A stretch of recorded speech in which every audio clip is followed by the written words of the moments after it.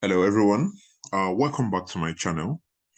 And now today I've got a very interesting business analysis topic to speak about, and that is around creating user stories and acceptance criteria, which is like I wouldn't necessarily call it a big deal in the industry, but it's one of the most important skill sets you need to have as a business analyst. So what I would like to really speak about is tell you about user stories, creating user stories, and acceptance criteria from the point of a behavior-driven development. And you would see on my screen already, I have a slide there just to explain a few bits and pieces for us, as to how to approach this. And after this few slides, we're going to go into some practice. I've prepared a requirement which we're going to work with, and I will show you how I think about it. Please don't forget, pay good attention to this, and it's very vital. And for me, the main reason I'm not going into the practical first, which I think would be the most valuable part of this session, it's for you to understand how to think, when you're writing a user story or when you're creating user stories and acceptance criteria. How do you think about it?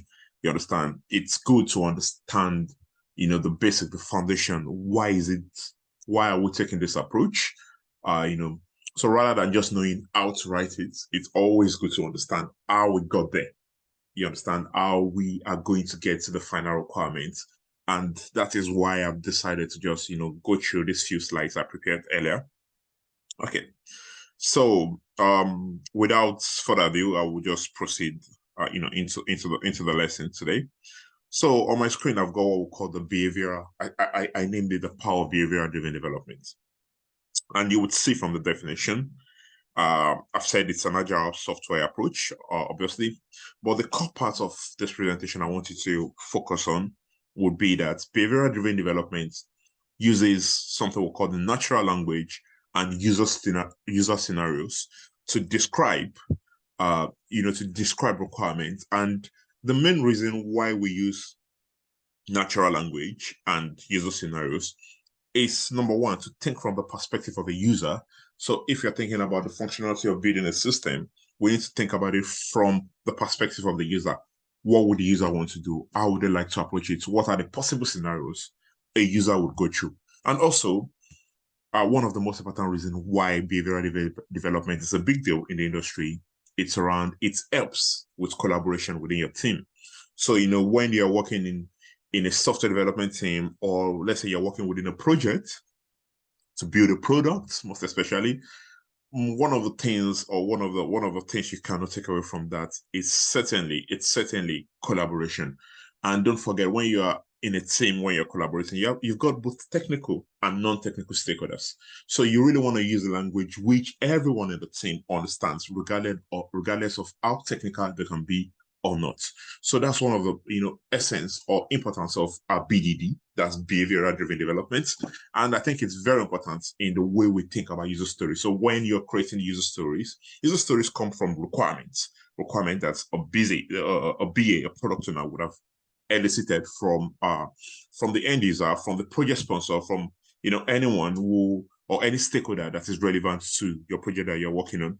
And the final piece is you're breaking it down into user story, thinking about the user, their intention, and the goal they are trying to achieve with that specific or that particular requirement. So behavioral development is mainly seeing requirement from the perspective of a user.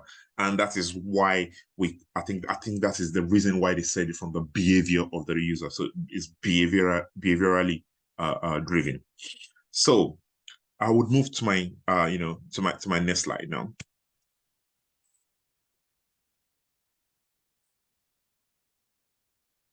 So I haven't said that about behavioral driven development. Then what are user stories? So as you can see again on the screen, I've said user stories are short, simple description of a feature, so from the perspective of a user, and they would see that matches what I've been saying earlier in terms of the whole idea of behavioral driven development. The main purpose of a user story is, we want to describe a feature or whatever we're trying to build from the perspective of the user. We're trying to make the user the center of attention. And when you make a user the center of attention, the first thing you would need to do is to identify who the user of the requirements, would be, what the intention would be, and what the goal of the user would be. And when I say the user of the feature, that's what we call the persona. Who is the persona? Sometimes you can have one or more than one persona for a specific requirement, and it's fine.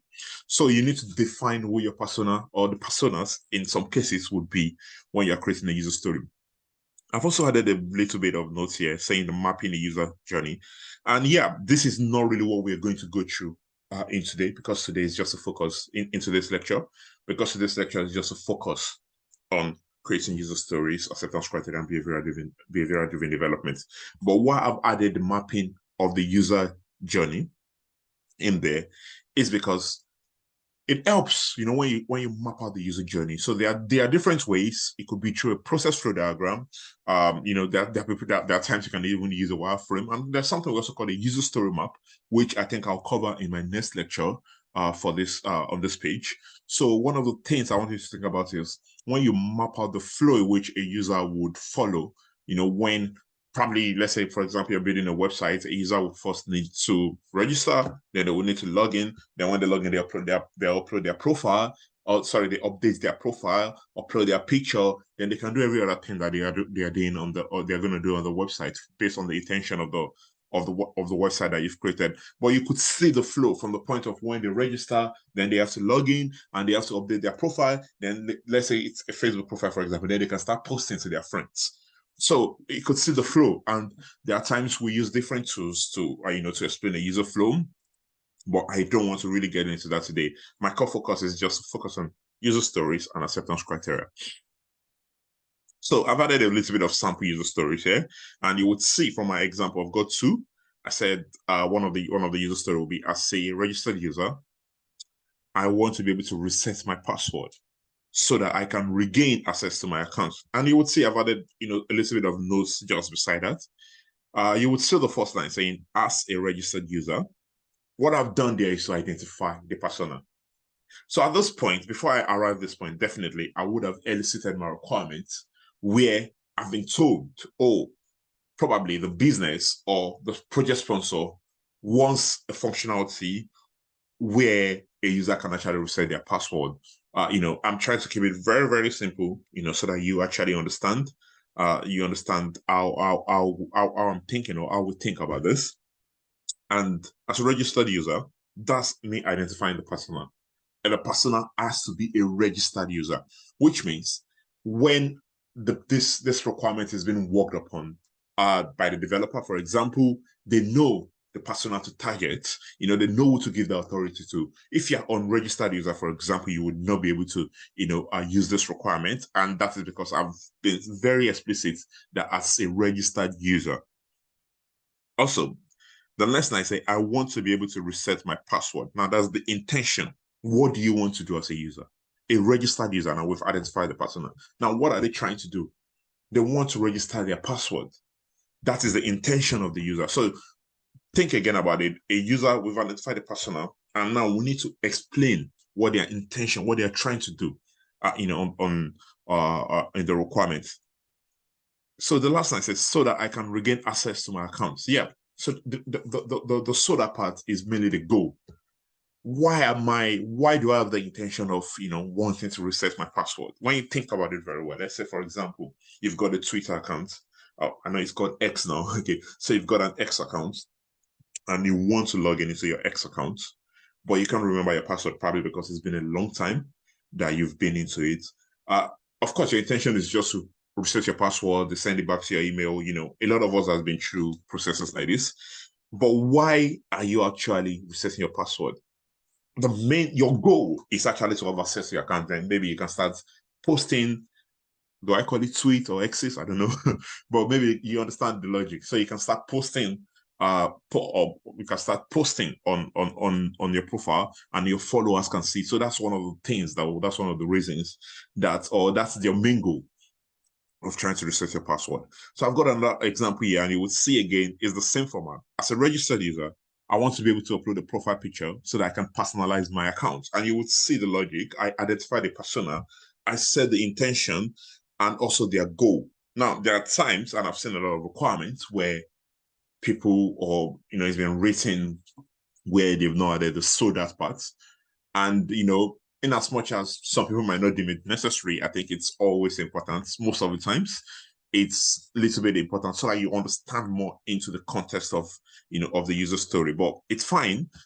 You could get some places where they don't have the so that part, but I think it's best practice when you always have the so that part, so that you can really understand the goal of the user and not just the intention.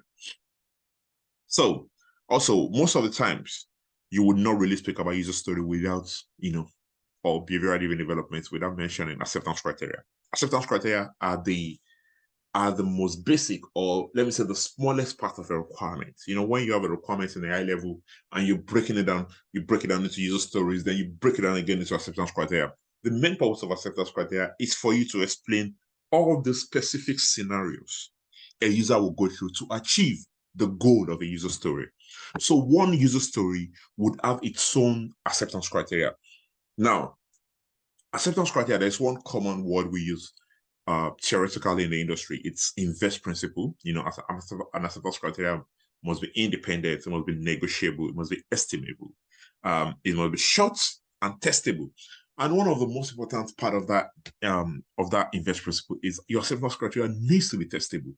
You should read it and have an understanding of what you've written. Now, how is acceptance criteria, or how are acceptance criteria related to user stories? When you think about a user story, now I'll go back first to this slide.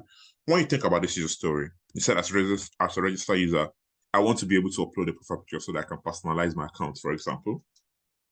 This user story, in a way, it's kind of, say, in a very high level situation, because when you think about it very well, there are some scenarios I need to go through when I'm uploading my profile picture. There are things I need to do.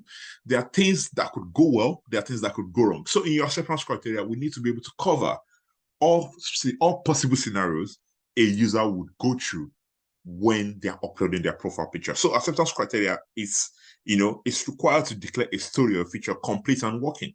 So your acceptance criteria, at the end of the day, that would constitute what we call your definition of done. So, for example, test cases are written from acceptance criteria. And I really don't want to go into that or to confuse you too much. But when we do things like user acceptance tests, let's say, for example, this user story, the uploading picture user story here that I have, or my second user story here, has about 5 acceptance criteria or 6 acceptance criteria, because I've covered every single scenario. Once we test every single acceptance criteria that's related to this user story, then we know the user story has actually met its goal.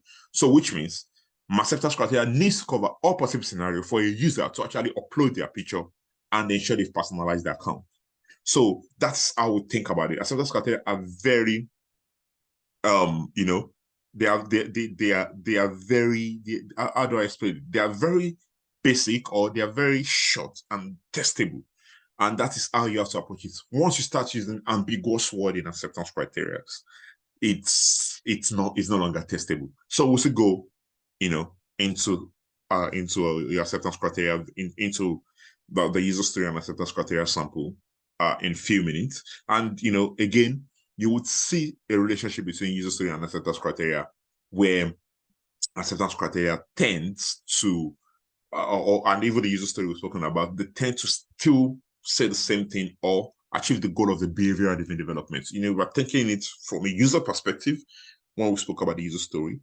And now, not just thinking it from the user perspective alone, we are also talking about all possible scenarios a user will go through. So you can see that makes it a behavioral-driven development environment, where we are thinking it from a possible behavior of the user, of the system, or of the future. Now, there's something again in acceptance criteria which we call the Gherkin syntax. And this is, a specific syntax we use in writing acceptance criteria. Gherkin syntax, this is sample of Gherkin syntax. I've got a given, when, then, and in some occasion, but. So Gherkin syntax really is just a format of us writing acceptance criteria. And the intention of Gherkin syntax is just to ensure we are putting the user at the center of are thinking. So look at it, the given, anytime you use given, for example, it specifies any precondition. What condition must be on ground before I can do this? The when will be the action that is being taken by the user. And the then will be the result of the action. So there's a precondition, there's an action, and there is a result. You understand? There is a result. When there's a precondition, I've taken an action. So let's take your login page on Facebook, for example. So given you're on the Facebook page, so already definitely we've definitely created a user story that as a registered Facebook user, I want to be able to log into my account so that I can have access to my posts, something like that. Now, when we are writing the acceptance criteria for that login, we need to, okay, what will be the precondition? The precondition before I can log in will be I must already be on the login page and I must be a registered user, right?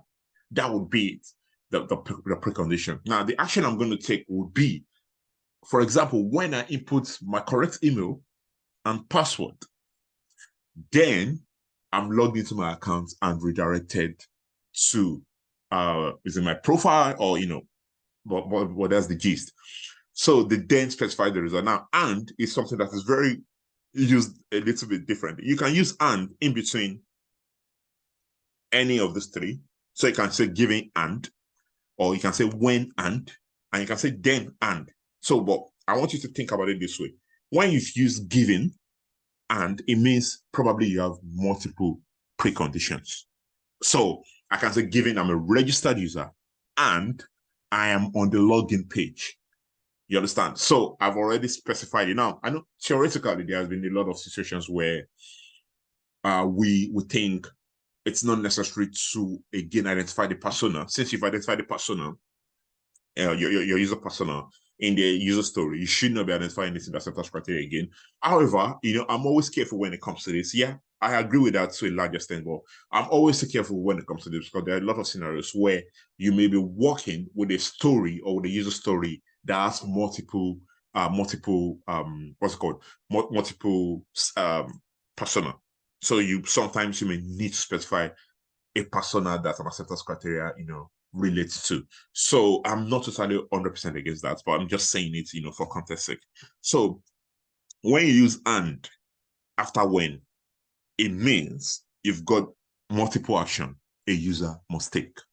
When then you use and after then, it means there is a post condition. So let's say, for example, when the example I was given earlier, saying when you log in on your page. So the then could be, then a login success message is displayed to me and I am redirected to my profile page. So what I want to say there is, okay, when I've actually inputted my correct correct email address and password, then I want to see login successful message. That's the first thing I want to see. Then another a post condition there will now be, and I should be redirected probably to my profile page or to any page within your Facebook. And the final one is but, which normally we don't really use every time. I think I've only used this in a couple of occasions. I think so. But is just for you, sometimes to indicate this does not apply to something or this is an exception.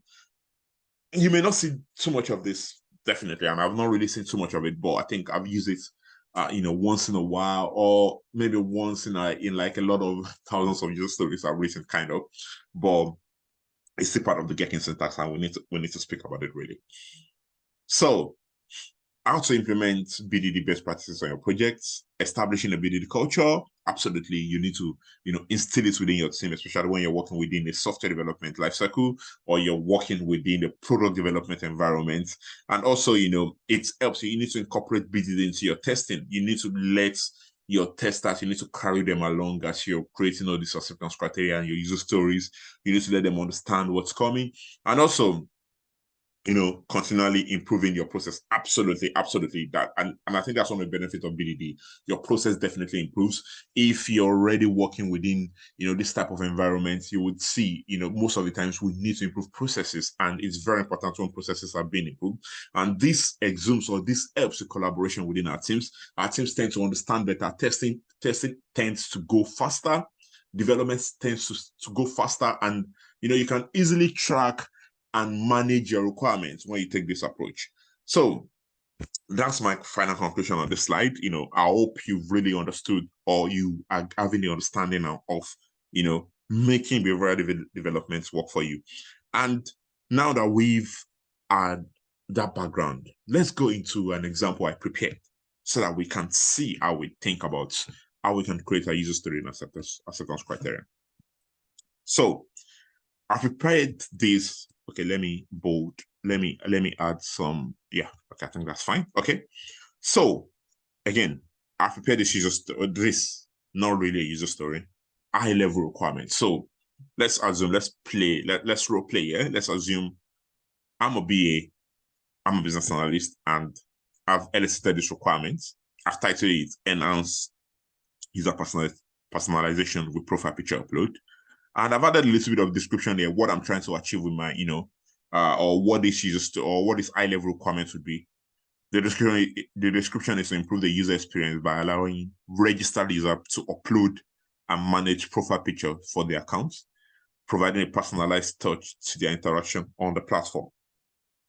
So I've just added, just make my work very professional and ensure my users, my requirements are being understood. I'm not just I'm adding more context to it. What are the objectives of this requirement? What am I trying to achieve with this requirement?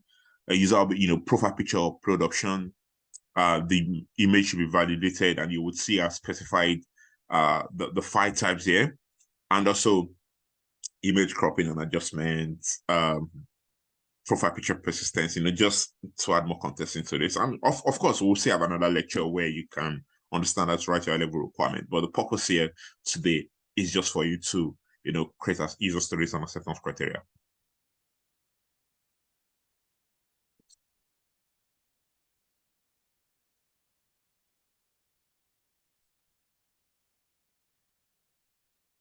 Okay, so in that case, now let me find a way to start creating my user story from the details that I've read above. So you would see my intention really is, and yeah, I know we've spoken about in this slide, you would see, if you remember, that is exactly where I created this requirement from, looking at that requirement, and that is where I've brought that example from.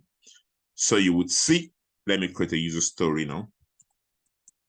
User story.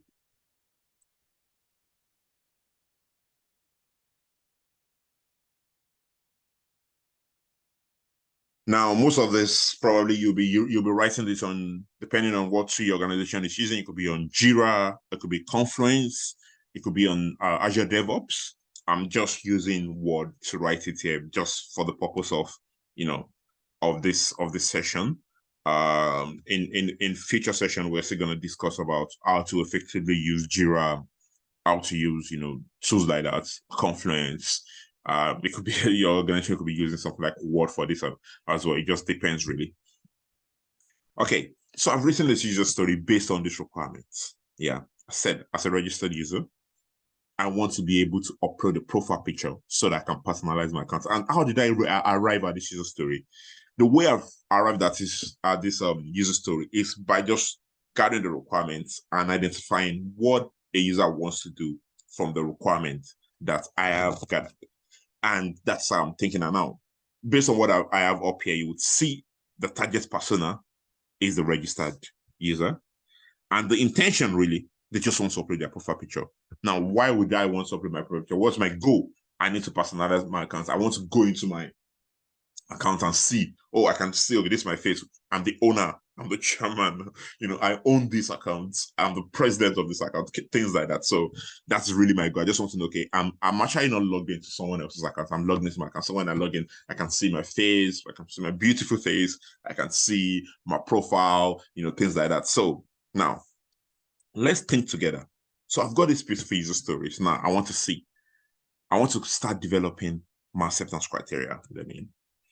Now, what do I need to think about? Now, based on what we've discussed earlier, remember, one of the things I spoke about is that acceptance criteria are the scenarios. What are the scenarios a user would go through? What are the things we need to start thinking about? So for a user to upload a user story, what would they need to do? That's exactly what we know. So let me think about it this way. Okay. I want to think about what the first scenario when I want to upload when I want to upload my profile picture.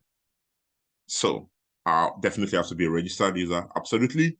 You know, there must be a place where I need to upload this profile picture. So let me start by saying AC1. So AC definitely means acceptance criteria. And you will see I like numbering my acceptance criteria. You understand? And sometimes because you may need to refer to your acceptance criteria from with another acceptance criteria. So it's always good to number your acceptance criteria. There are some automated tools that do that for you already.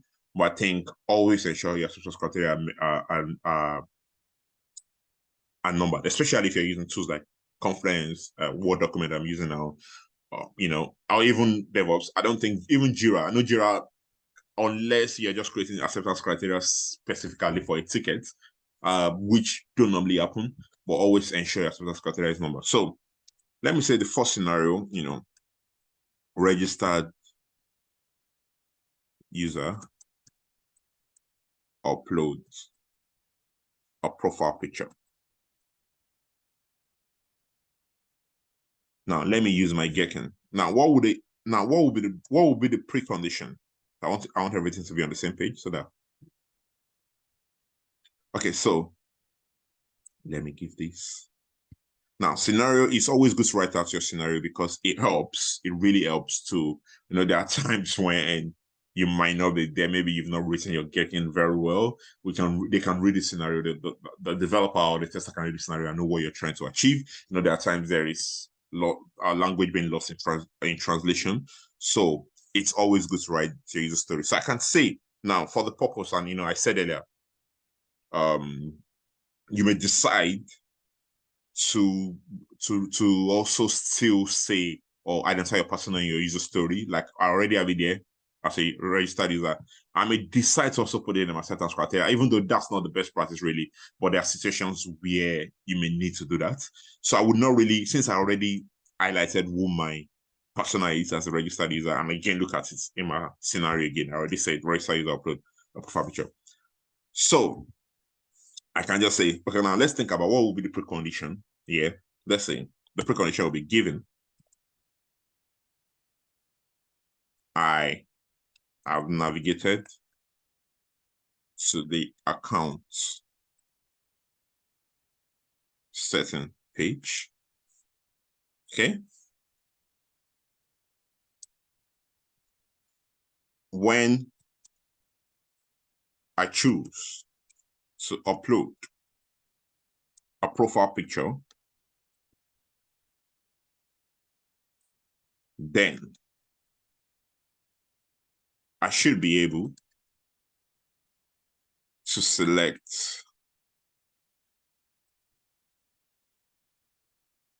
an image file.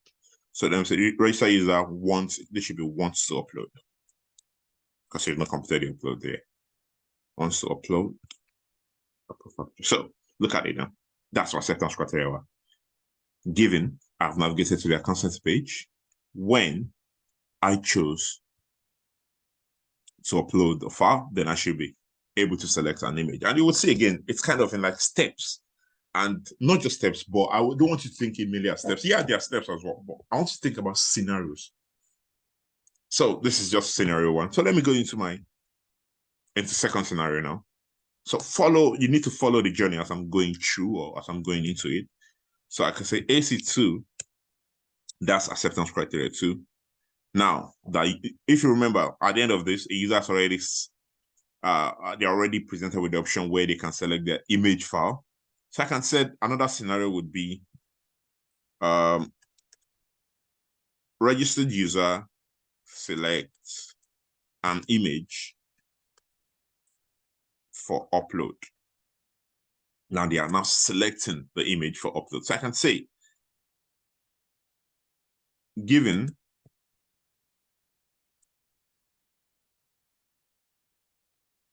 I am in the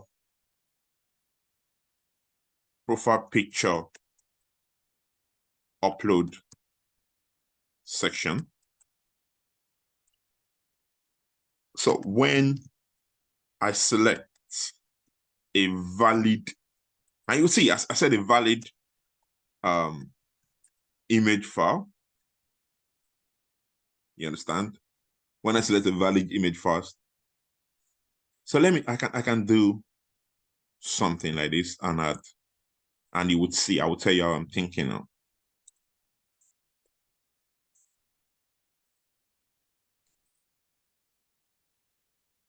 Within the option. Then the system, or let me say then I should be presented with a preview of the selected image. Now, you would ask me, why have we added image file? And I will show you what I'm thinking. So the image file would be, I think it was JPEG. So let me even make this neater. Okay, image file, yeah. Let me just create. Okay, that's fine. JPEG. I wanted to create a table before, but I don't think it's needed. So what I've really just done here, so I can see, given, when, then. So you would see, this is the precondition. You must be on the profile picture upload section before you can take this action. So when you select the valid image file, and the reason I've really added it is because I wanted to specify what are those image files. So which means your image would definitely not be accepted if it's not in JPEG, PNG, or GIF. That's really it. And this is something I picked up from the requirement. Can you see it here? Image validation limit. She would see I already gathered this as part of my requirements, and that is why I'm adding it here again in my acceptance criteria, because this is what we're going to build and test. The high level requirement is just too broad for us to build and test. So you would see again, I'm taking it in steps and scenarios, and I'm trying to make it as testable as possible. So AC3,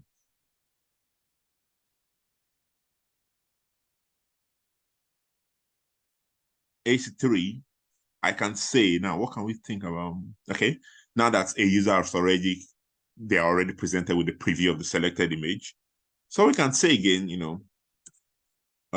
registered user can now adjust and confirm image. So given I am previewing the selected image,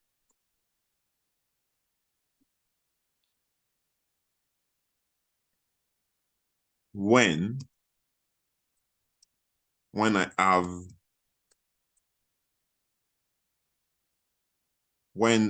the sorry, I can say, and I really wanted to use the and just to show you an example. I have the option to crop or adjust the image when I make the necessary adjustments and I confirm the image upload. Then the adjusted image should become my new profile picture. So you would see here, I've deliberately, I wanted to also use the and just to see places where you can use and. So you would see again, what I've done is my scenario 3 says a register user adjusts and confirms the image. And you'll see at the end of this, the final result of this acceptance criteria, a register user actually adjusts and confirm the image. So my precondition here was basically, I thought about it from my previous, from my AC2 year, I was thinking, okay, when you're already on the preview image selection, whatever, that's what I use in creating my precondition. So I'm already on that page, I'm already previewing the image, and I can see the option there that I can crop or adjust my image. The action I need to take is, well, when I've made my necessary adjustments, I may not make anything definitely, but the system will see if that's I already accept that. And I need to confirm again that, I'm happy with this image, upload it. Then once I've done that, then the adjusted image should become a new profile picture. So again, this is actually a very good way to think about how you write your acceptance criteria. But we'll see have more scenarios when you think about it, because now this is this is what we just call the happy part. I'm happy now, everything works well, that's fine. Now, what are the possible things that could happen when we're talking about profile picture upload? Now, one thing that came to my mind, especially from this last acceptance criteria, was when I add this, then the adjusted image should become my new profile picture. When you think about it very well, that might be maybe we're just covering for someone that is uploading for the first time, who knows? So what if I want to replace an existing profile picture? You understand? I already have a profile picture, but I want to upload a new one. Maybe it's 2 years after I've changed a lot. I have, I've got more muscular, or I have beards, kind of, things like that. And I just, okay, I need to look better this time. I need people to see that I look better, So what would I want to do? Definitely, we need to think about that scenario as well. A registered user now wants to replace their profile picture. So I can say registered user replaces profile picture, and that is AC4. And you would see again, before I even go into AC4, you would see this is one user story having multiple acceptance criteria. And I think we should start understanding that in a lot of scenarios. Now, there could be some occasions where a user story would have just one acceptance criteria, depending on the requirements. Yeah, that could happen. But in majority of cases, you have multiple acceptance criteria. And when you have multiple acceptance criteria, it shows you're thinking about different scenarios. And also, it makes your user story or your acceptance criteria much more testable, so that you're not, writing things that are too ambiguous or too large or too big to be tested. So AC4, I said register user replaces profile picture. So what will be the precondition? Let's think about it. I want to replace a profile picture. Okay, a precondition will be I already have an existing profile picture. So given I have an existing profile picture, yeah,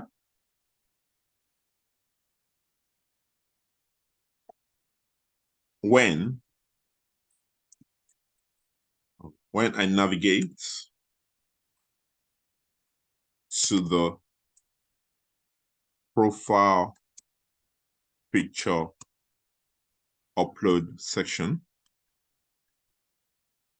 and that's a bad spelling there. So, and I chose to upload a new profile picture. Then I should be able to select a new image file.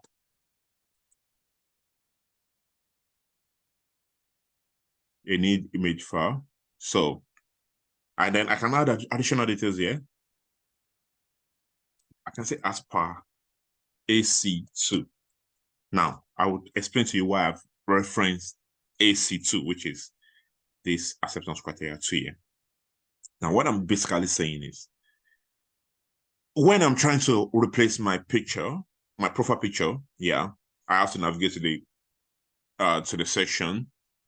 You understand? So I have to navigate to the section, and I have to still select an image file. And don't remember, we've already set rules around the image file. Yeah, where we say this is what you have to select. So the only reason I reference AC2 there is saying, again, even this, I'm not uploading the picture for the first time, even when I'm uploading again, these rules still apply. It must still be in JPEG, it must still be in PNG, or, it must still be a GIF. It has to be, and that is why I've referenced AC2 again. You understand?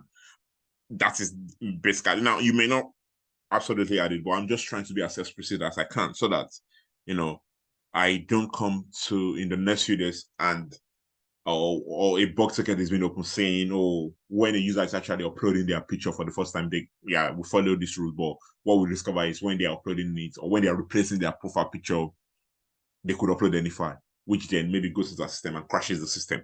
You understand? So I really want to avoid that, and that's why I've said, okay, the rules still apply that even when I'm replacing my profile picture, it still has to be in JPEG, it still has to be PNG, it still has to be in GIF. You understand? And that is why I only say as per AC2, just to reference the already defined rules I had in existence. So again, that's a good one. So you would see I'm having a lot of acceptance criteria, and that is exactly why I picked this example, because I know we would be able to think about all different scenarios using this type of requirements. So now AC5. Now, what other requirement can we think about? Let's see. Something I mentioned earlier, I was saying, it's not just about the happy parts. Things go well, I'm so happy, everybody's happy. Now, there are times when, what do we do when things go wrong? You understand? What exactly do we do when things are not working according to the way we've planned it out? You understand? So let's think about those negative scenarios. That's what we normally call them, the unhappy parts. So what if we have a user that's not read the instruction, or we just have a user that really just wants to test our system, or basically just intentionally just want to see, okay, let me see how this product has been built very well. We can have different type of users depending, look at Facebook, for example. Facebook is across the world. You definitely have billions of people using it. And because of that, you have different people trying different things out, or some people does not have, good understanding of technology. They just do anything that they want. So another scenario would be, registered user receives error for invalid image. So what if I've uploaded an image that is not in PNG, GIF, or JPEG? It could happen. It's definitely would even happen. So I can say, given I am selecting an image for upload, when I select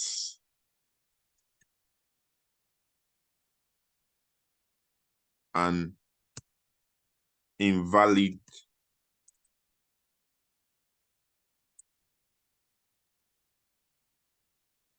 image file format. Now, we've already defined what the valid format would be in AC2. Remember, select a valid, you'll see it, we've already defined it. So anything that I upload, that is not JPEG, PNG, or GIF, then we have to reject it. So when I select an invalid image file format, so that's my action, that's the action the user has taken, then what will be the result of that action that the user has taken? Then I should be presented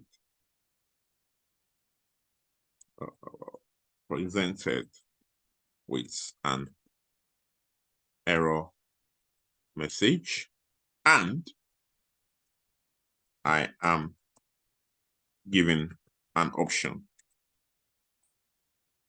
to try again. So you would see AC5 is very, very interesting. It's a negative scenario where we're saying, yeah, we definitely know some users would still be like, nah, I don't, I want to upload a picture that is invalid or maybe by mistake or anything. And that is what I've said, okay, when you're giving the precondition, you're already on the image, the specific page where you're going to make your upload. The action you need to take for this scenario to come to fruition would be you selected an image, invalid image file format. And I can specify again, like I did for, I just don't want to drive so much confusion into this.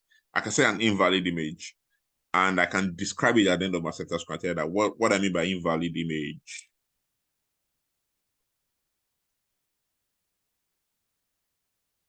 would be any file format that is not JPEG, PNG, or GIF.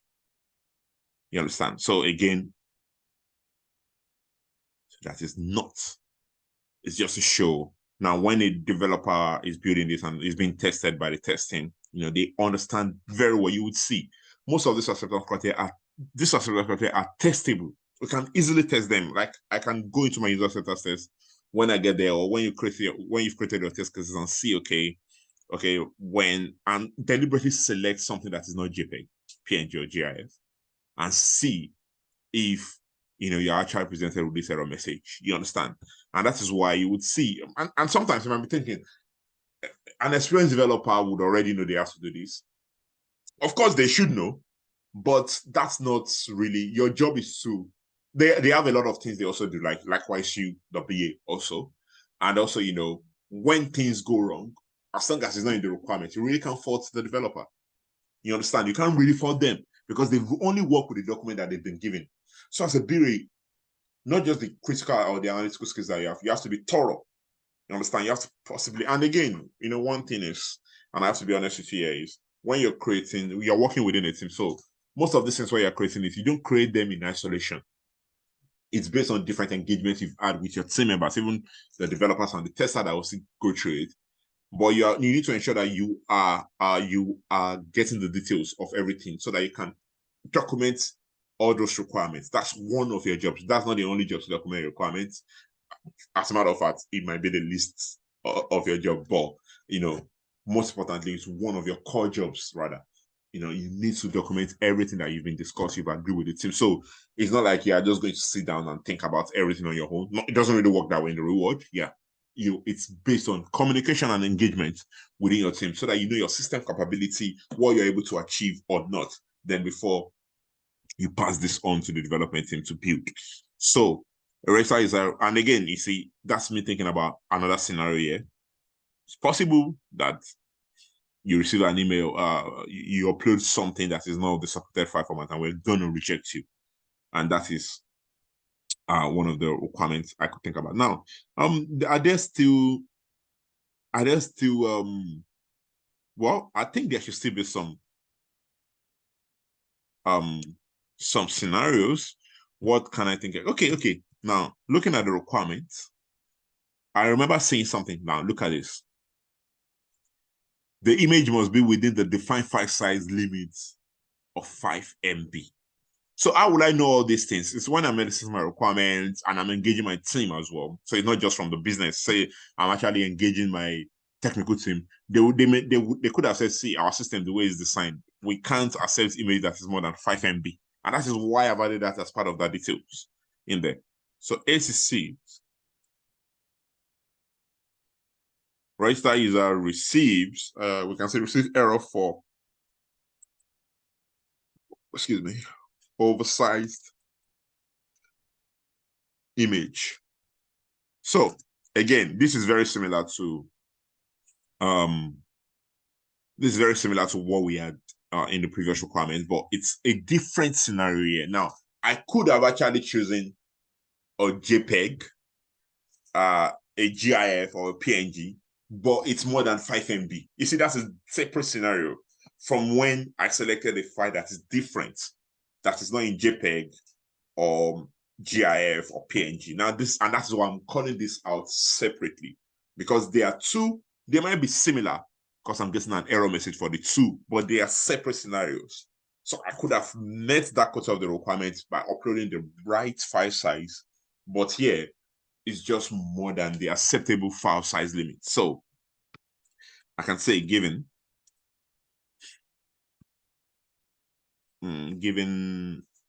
what can I say? Okay, given my okay. So given I am selecting an image for upload, right? When I select an image file that exceeds the size limit, so let me just put it there, 5 MB, oh, 5 MB, then I should be presented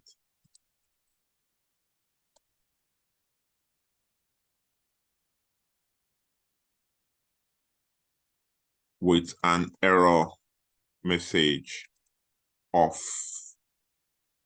or with an error message about the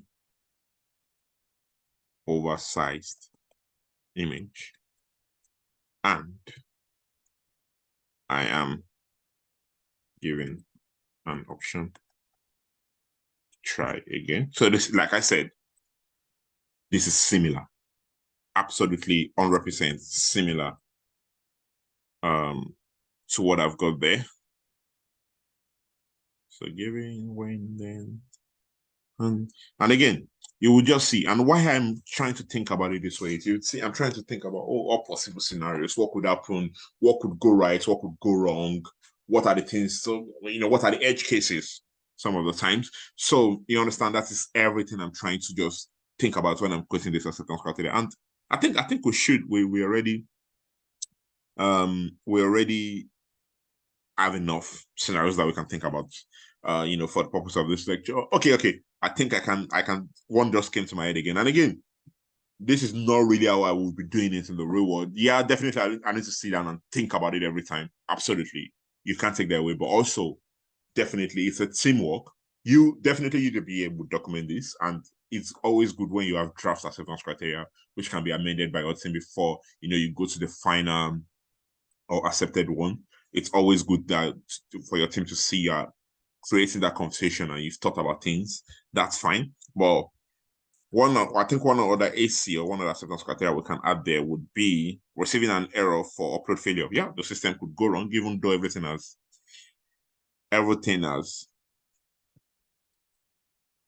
gone right, or you've done everything right. Rather, the system could just sometimes, So we can say register user receives error for upload failure. This can happen too, even though we know most of the times we don't want to be the system that would always give us this. Do you understand? But there are times it would happen. It could be due to server error or anything.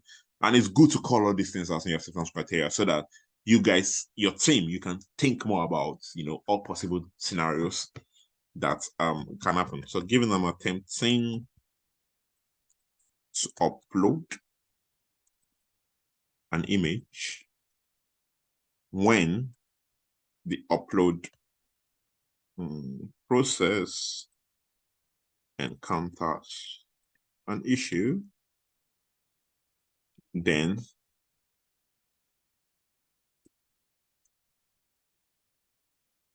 the system should display an error message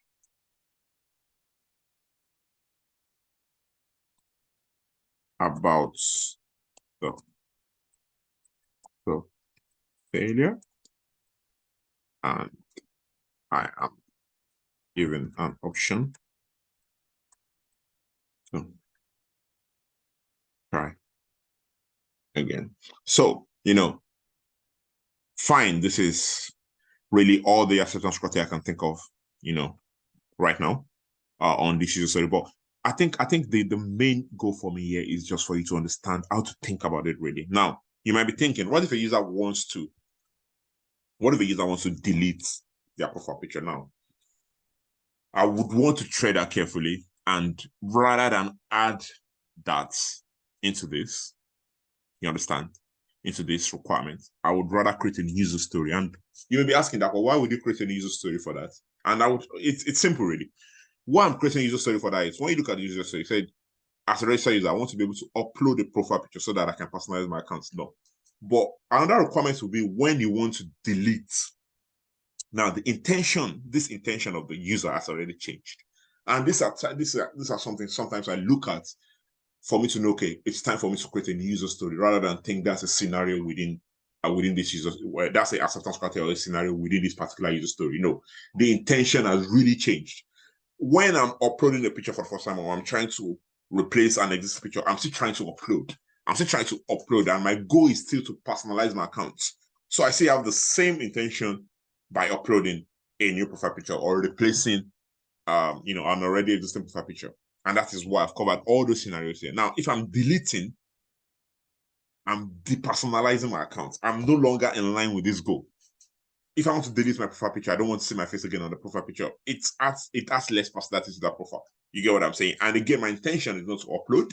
My intention is to remove. So that again gives me the sense that, okay, I need to create a new user story. So that would definitely be, as a registered user, I want to be able to upload my profile picture. You see, the intention has changed now. So that's really, that's really it.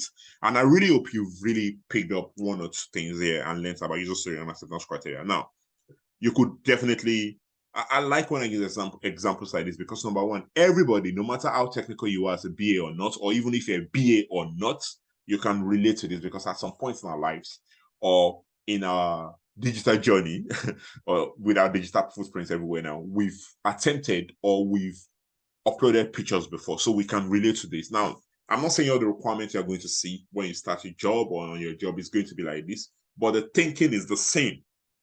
The thinking of a behavioral living environment is the same. The thinking of how to create user stories, they are the same. So you really want to stick to this type of thinking. You want to understand it on the foundation level, so that when it comes to those stages where you're actually at an advanced level, the foundation is well built and you can easily create any user story from any type of requirement, because you have the understanding and the basic knowledge of what constitutes a good user story and acceptance criteria. So thank you very much again for watching this session.